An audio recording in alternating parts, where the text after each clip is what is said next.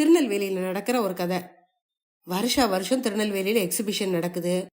அந்த எக்ஸிபிஷனுக்கு பஸ்ஸை ஓட்டிட்டு போற ஒரு பஸ் டிரைவர் தன்னுடைய குடும்பத்தையும் எக்ஸிபிஷனுக்கு ஒரு நாள் கூட்டிட்டு போகணும்னு ஆசைப்படுறாரு.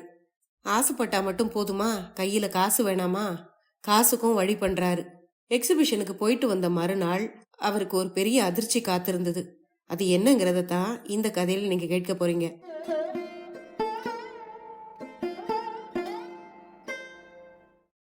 அனைவருக்கும் வணக்கம். நீங்கள் கேட்டுக்கொண்டிருப்பது கதை ரேடியோ தமிழ். திரு நம்பி அவர்கள் எழுதிய ரத்த பாசம் என்ற சிறுகதையை தான் இன்னைக்கு நீங்க கேட்க போறீங்க.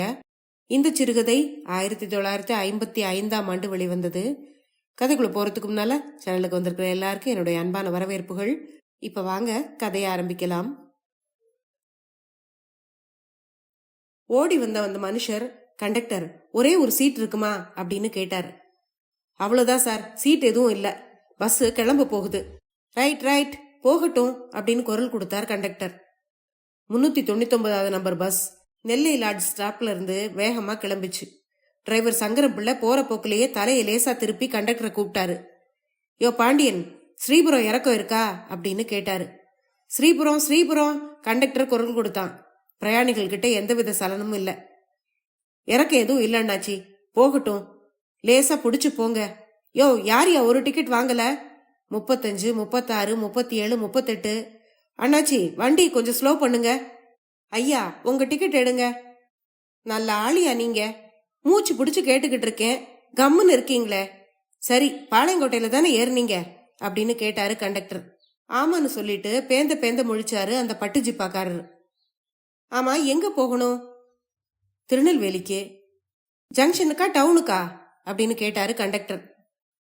நான் ஏற்கனவே 1.5 அணாவுக்கு டிக்கெட் எடுத்தேன், நான் பொருட்காட்சிக்கு போகணும் அப்படின்னு சொன்னார் அந்த மனிதர். அப்போ இன்னும் 1.5 அணாவுக்கு டிக்கெட் எடுங்க. சரி சரி, வண்டி போகட்டும் அப்படின்னு குரல் கொடுத்தார் கண்டக்டர். கண்டக்டர் பாண்டியனுக்கு தன்னை மீறின சலிப்பு ஏற்பட்டது. இந்த இளவு எக்ஸிபிஷன் வந்தாலும் வந்தது, நம்ம வாழ்நாள் அத்து போகும் போல் இருக்கே, சே சே அப்படின்னு வாய் விட்டு சொல்லிக்கிட்டான் அவன். எக்ஸிபிஷன் வந்தாலும் வந்தது, நம்ம வாழ்நாள் அத்து போவும் அப்படின்னு கண்டக்டர் சொன்ன இந்த வார்த்தைகள் சங்கரம் பிள்ளையோட மனசுல சுரீர்னு தச்சுது. அவரு தன்னுடைய கை கடிகாரத்தை பார்த்தாரு. மணி சரியா 5:40. 5:40 ஆச்சு. இன்னும் 20 நிமிஷம் பாடு. இதுதான் கடைசி ட்ரிப்பு அப்படின்னு நினைச்சுக்கிட்டே பஸ்ஸை ஓட்டிக்கிட்டு போனாரு டிரைவர். பின்னாடி யாரோ எக்ஸிபிஷனை பத்தி விலாவரியா பேசிக்கிட்டு இருந்தாங்க.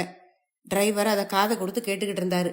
அப்போ ஹோல்ட் ஆன், எக்ஸிபிஷன் எக்ஸிபிஷன் அப்படின்னு காதை பிச்சுக்கிற மாதிரி கண்டக்டர் பாண்டியன் கத்துனான்.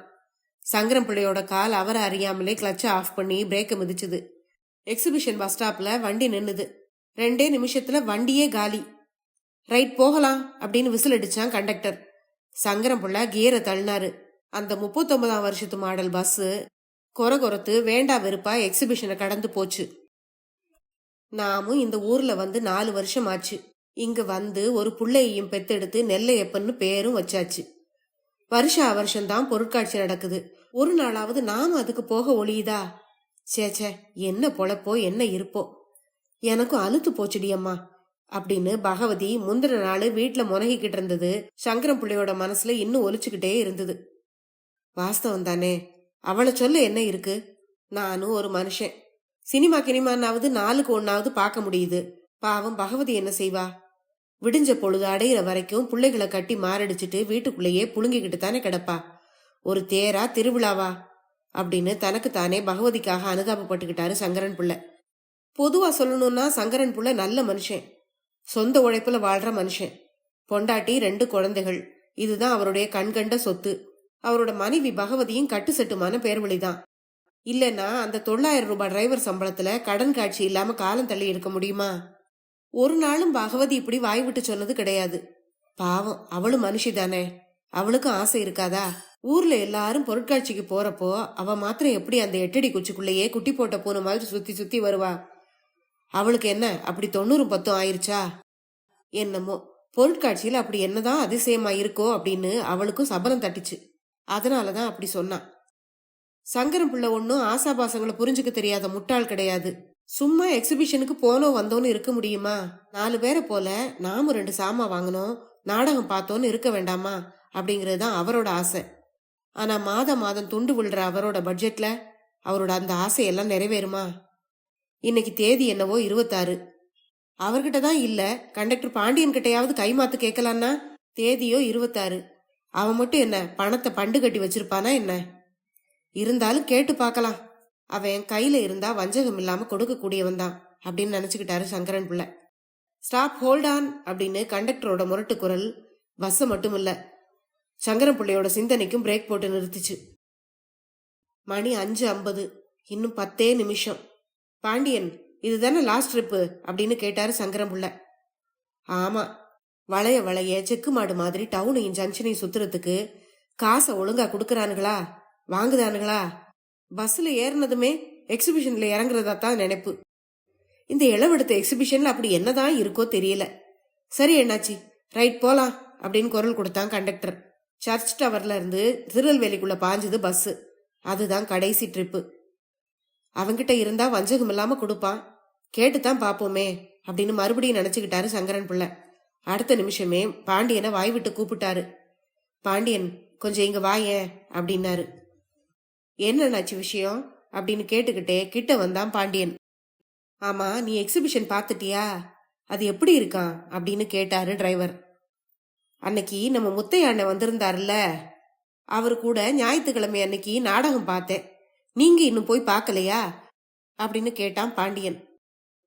ஆமாப்பா, வீட்டுல வேற உன் மதினி போகணுங்கிறா. கையில காசத்தான் காணோம். எப்படியோ இன்னைக்கு படியே மிச்சம் பண்ணிக்கிட்டேன் அப்படின்னு சொன்னாரு சங்கரன் பிள்ளை. போங்க அண்ணாச்சி, நீங்க ரொம்ப பிசுனாரியா தான் இருக்கீங்க. என்னமோ வருஷத்துக்கு ஒரு தரம் நடக்கிறது தானே இந்த எக்ஸிபிஷன். அதை பார்க்கவுமா 1008 யோசனை பண்ணுவீங்க அப்படின்னு கேட்டான் பாண்டியன். நீ சொல்லுவப்பா, எல்லாத்துக்கும் வேணும்ல. உனக்கு என்ன புள்ளையா குட்டியா? மைனர் மாதிரி திரிவ. நம்ம பாடு அப்படியா? இவன் கொடுக்கற கொள்ள சம்பளத்துல என்ன பண்றது? எல்லாத்தையும் இதுக்குள்ளதான் ஓட்ட வேண்டியிருக்கு அப்படின்னு அழுத்துக்கிட்டாரு சங்கரன் பிள்ளை. அண்ணாச்சி, இன்னைக்கு எக்ஸிபிஷன்ல ரத்தபாச நாடகம் 4 நாளா போடு போடுன்னு போடுறானா. நேத்து நம்ம கோவன் நான் பார்த்துட்டு வந்தாராம், ரொம்ப நல்லா இருந்துதான் அப்படின்னு சொன்னான் பாண்டியன். நாளைக்கு வேற எனக்கு ஆஃப் தான், இன்னைக்கு பார்த்தா தான் உண்டு. ஆனா கையில ரூபாய் இல்லையே. பாண்டி, உன்கிட்ட ஒரு 5 ரூபாய் இருந்தா கூட சம்பளத்துல தந்துருதே அப்படின்னு சொன்னாரு சங்கரன் பிள்ளை.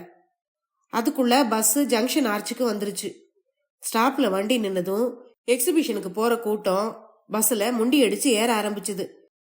கூட்டத்தை சமாளிக்கிறதுக்காக கண்டக்டர் பின்னால ஓடினான். சங்கரன் பிள்ளையோட கடன் திட்டம் ஒத்தி போடப்பட்டது. பஸ்ஸை விரட்டிக்கிட்டு வந்தாரு சங்கரன் பிள்ளை. ஆனா ரயில்வே கேட் பூட்டி இருந்தது. மணி 6 ஆயிருச்சு. சங்கரன் பிள்ளைக்கு சீட்ல இருப்பே கொள்ளல. ஆனா அவரோட அவசரம் ரயிலுக்கு தெரியுதா? ஸ்டேஷனை விட்டு கிளம்பின திருச்செந்தூர் ஷட்டில் வண்டி இறைய தின்ன பாம்பு மாதிரி இழுக்க மாட்டாம இழுத்துக்கிட்டு லெவல் கிராசிங்க சாவதானமா தாண்டி போச்சு. டிரைவர் சங்கரன் பிள்ளை தலைய ஸ்டேரிங் மேல சாச்சுக்கிட்டே எதிரே தெரிஞ்ச விளம்பர போர்ட பார்த்தாரு. நெல்லை சுதேசி பொருட்காட்சி, ரத்த பாசம் நாடகம், நடனம், கிளி சர்க்கஸ், மரண கிணறு, உருகும் பெண், பொம்மலாட்டம். சங்கரன் பிள்ளையோட கண்கள்ல ஒரு நாளைக்கு அந்த போர்டு 1000 தடவை கண்ணில் படுதுனாலும் அப்பெல்லாம் அவருடைய கண்ணு அதுக்கான ரேட் விஷயத்துல போய் தான் நிற்கும். கட்டணம் ரூபாய் 1, 2, 3, 4, 5 அப்படின்னு எழுதப்பட்டிருக்கும். டிக்கெட் விவரத்தை பார்த்ததும் அவரோட மனசு தன்னோட குடும்ப பாரத்தை எண்ணி பார்த்தது. முழு டிக்கெட் 2, வித்தவுட் டிக்கெட் 2, ஆக உருப்படி 4க்கு போக வர ரூபாய் 5க்கு அவருடைய மனசு வழி தேடி தவிச்சுது.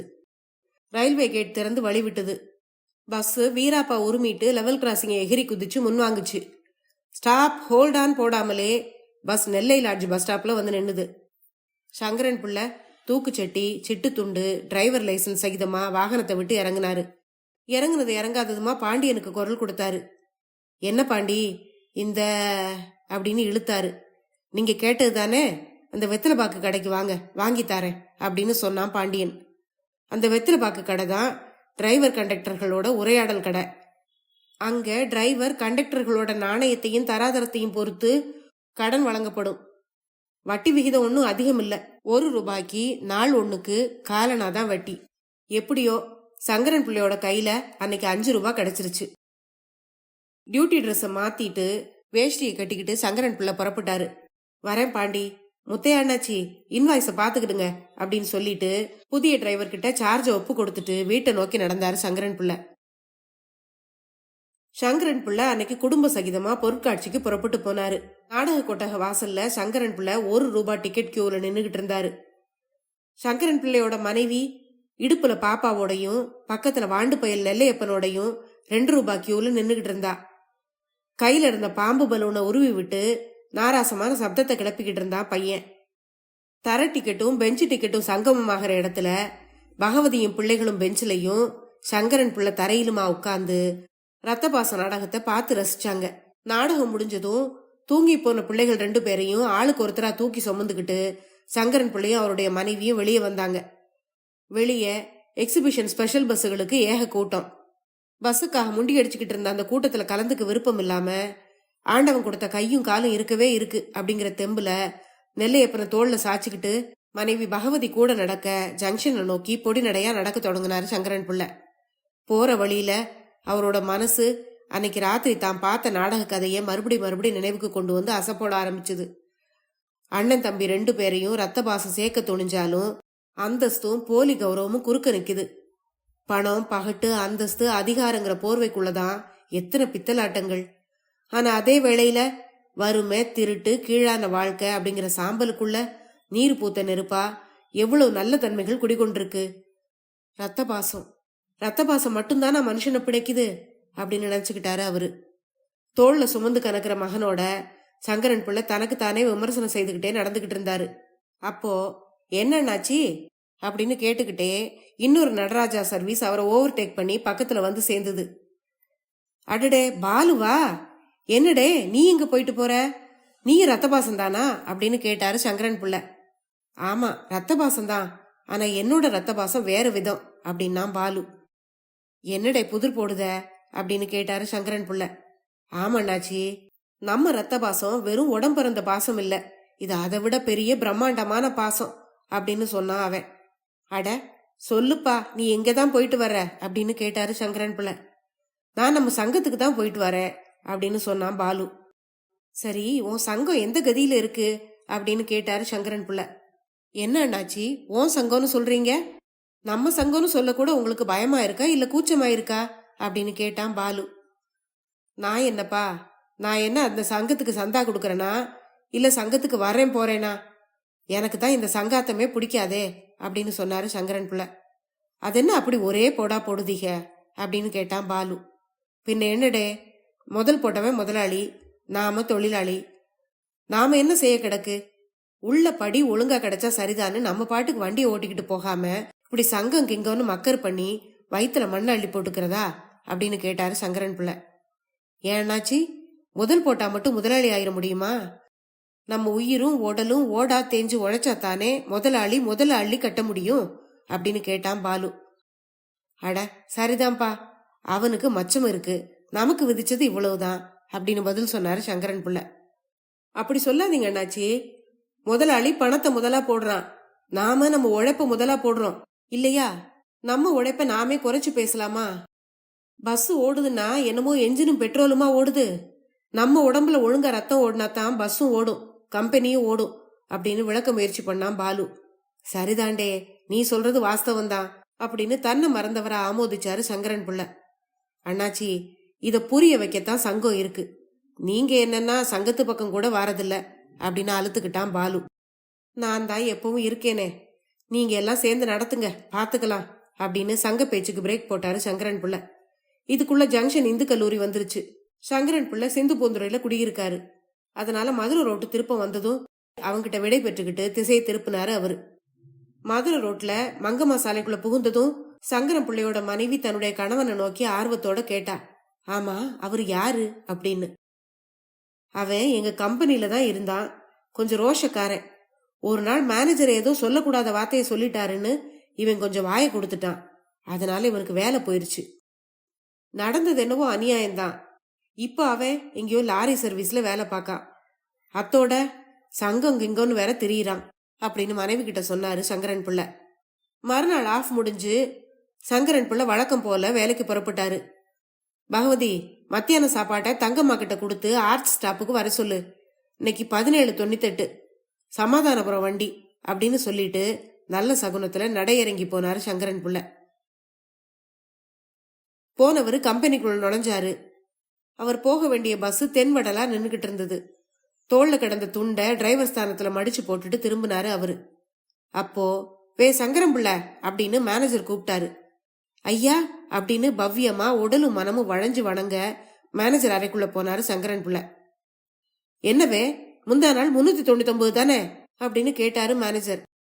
ஆமா ஐயா அப்படின்னு பவ்யமா சொன்னாரு அவரு. சாயங்காலம் லாஸ்ட் ட்ரிப்ல ஏன் இன்வாய்ஸ் எழுதல அப்படின்னு கேட்டாரு. எழுதி இருப்பேனே அப்படின்னு மெதுவா குரல் வந்தது சங்கரன் பிள்ளை கிட்ட இருந்து. அதை கேட்ட மேனேஜர் குரல்ல உக்கரம் குடிகொண்டது. நீரே பாரும், நல்லா கண்ணை தொடச்சிட்டு பாரும் அப்படின்னு இன்வாய்ஸ் புத்தகத்தை நீட்டினாரு.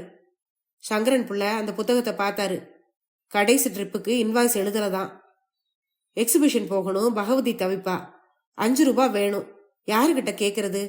பாண்டியனை கேட்கலாமா? ரத்த பாசம் பார்க்கணுமே. இப்படி ஏகப்பட்ட குழப்பத்துல அவருக்கு ஞாபக மறதி ஏற்பட்டுருச்சு. இன்வாய்ஸ் எழுதல. சங்கரன் புள்ள என்ன சொல்றதுன்னு தெரியாம திருன்னு முழிச்சாரு. உங்களை 1 மாசம் சஸ்பெண்ட் பண்றேன் அப்படின்னு சொன்னாரு மேனேஜர். சங்கரன் புள்ள திடுக்கிட்டு போனாரு. மேனேஜர் ஒன்னு சொன்னாருன்னா அதுக்கு மறு பேச்சே கிடையாது. அந்த மாச சம்பளம் கணக்கு தீத்து கையில கொடுக்கப்பட்டது.